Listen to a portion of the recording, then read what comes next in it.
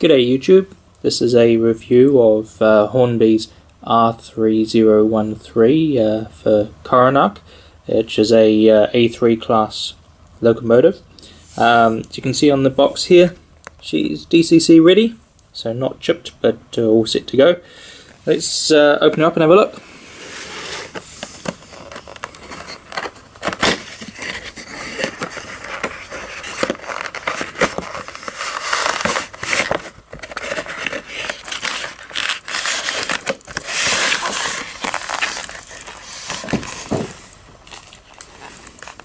So what we get in the box here, so obviously your instructions. We also get accessories to fit coming with her, including your extra wheel and vacuum tubes and etc.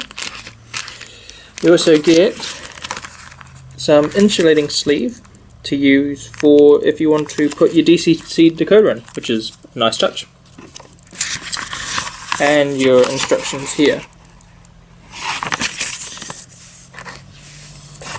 Let's have a look at the actual model.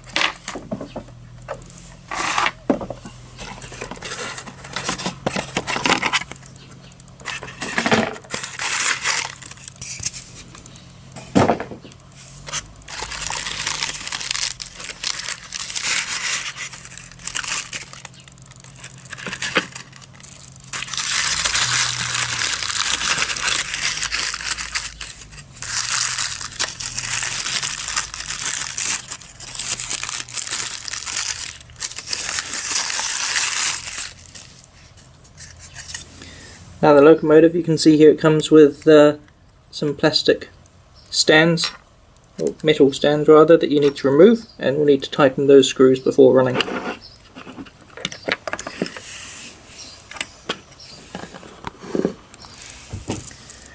So as we can see here, it's a really nice model. We've got some nice detail on the handrails running down the side. Nice detail on the running gear. It does have sprung buffers here, which is nice. Got little manufacturer's plate there on the side there. The cab does actually have a glazed window, and it does have opening and closing roof vents on the top, which is nice as well. And we've got some amazing cab detail inside as well. It's a really nice touch. Onto the tender. We've got some nice detail on the tender, not as nice as in the cab, but still good. A nice railing around the cab, obviously sprung buffers there. Looking at the back here, we have NEM coupling, which has come loose there. We have removable coal on the tender, as just found out there. Now one of the other things that's special about this tender, as you may have noticed, the plug on the back of the locomotive here. So that does have to be wired into the tender. There is a socket on the bottom here. The advantage of this, it means that the tender is able, I believe, and we'll check this to confirm, it is able to take a DCC chip in the tender, just plug in and go, which is great if you want to put a sound card in the tender, because it should already, from my research prior to making this video, have the speaker housing and everything all there already for you. So you literally have to just stick the speaker in and plug the card in, and away you go. So what we might do is we'll take her out and stick her on the layout, and we'll see how she runs. Right, here we are in the layout, and I just wanted to show you something before we get started. I've disassembled that tender so we can have a really good look at it, at the DCC fitting. Now one thing you will see is that there are some screws small screws on the tender, one there and one there. You do not need to undo those ones, they just hold the base plate here in place.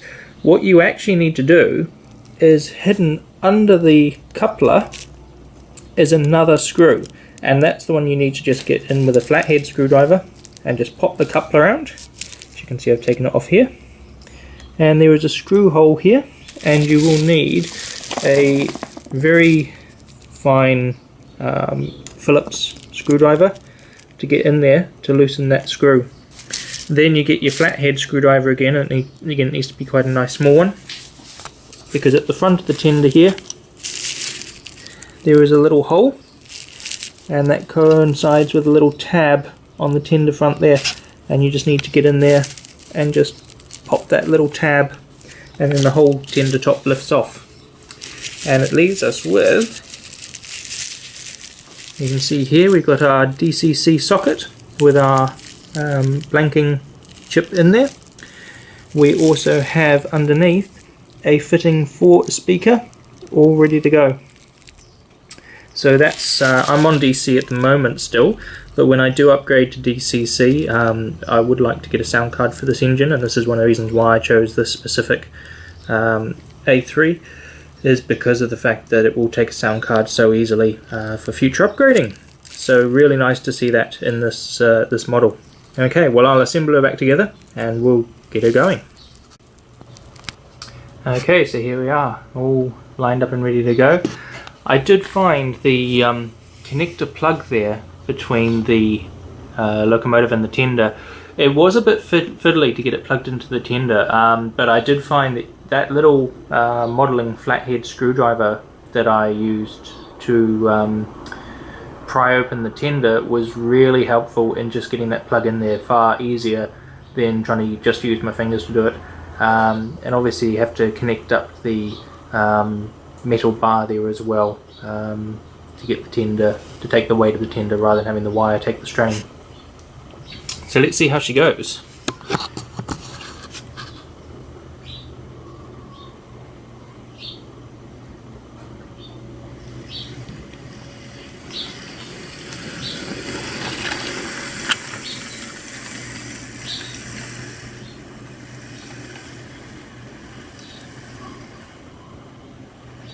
So she runs pretty nicely. There's a little bit of jerkiness there, maybe that'll just smooth itself out with a bit of use.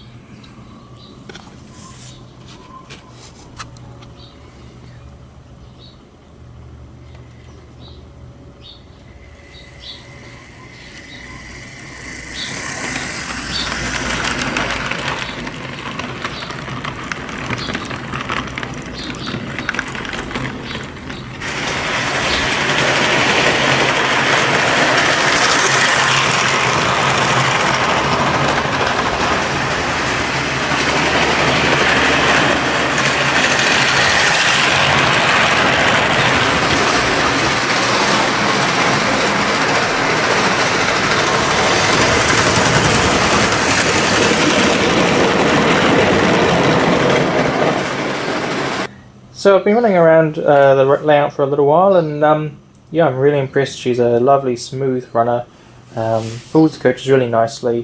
One thing I did notice is that she did not like this set of points, and she would derail when coming this way around the set of points. And I think what's happening is that the curvature of the track plus the curvature of the points was just a bit too much for her, and that's why she was derailing there. So you have to make sure that I'm actually shifting these points further down here one section anyway, but you just want to make sure if you're going to run her that you don't have her coming onto points just after a curve.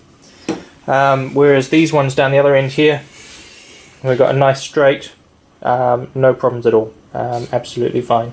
So yeah, as I say, those sets of points are only temporary there anyway, but yeah, just to be aware of that. But as I said, she's a lovely model, she runs beautifully, and yeah, so far based on what I've seen, I'd thoroughly recommend her. If you have any questions, feel free to leave a comment. I'd love to hear from you, and I'll answer them in the comments below. Thanks for watching.